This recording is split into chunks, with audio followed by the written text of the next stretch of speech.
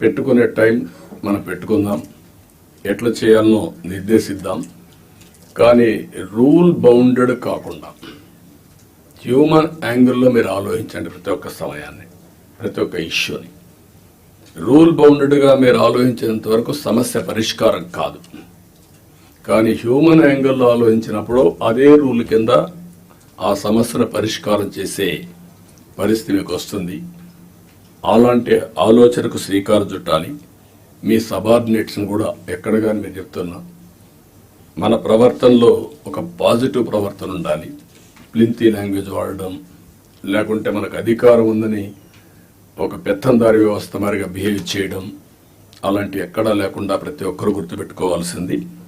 కొలీగ్స్ని ఏ విధంగా పని చేయించామో రాజీ లేదు, కానీ వల్గర్గా మాట్లాడి వాళ్ళని కొంచెం ఇన్సల్ట్ చేయడం ఇలాంటి చేయకూడదన్న అభిప్రాయం. దాన్ని మీరు ఫాలో కావాలి.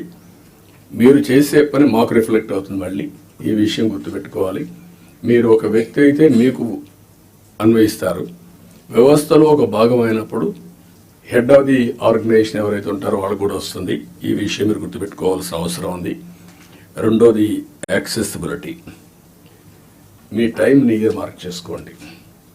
నేను కూడా ఎవ్రీ సాటర్డే కూర్చొని సీఎంఓ ఏ విధంగా పనిచేసాం, టైం ఎట్లా మేనేజ్ చేశాం, నేను ఎట్లా ఇంప్రూవ్ చేసుకోవాలి, అన్ని విషయాల్లో ఒక పక్క మీటింగ్స్, ఒక పక్క పబ్లిక్ రిలేషన్స్, ఒక పక్క మా పార్టీ వర్క్, అన్నిటికి కూడా మేము ఇయర్ మార్క్ చేసుకొని ముందుకు పోతున్నాం.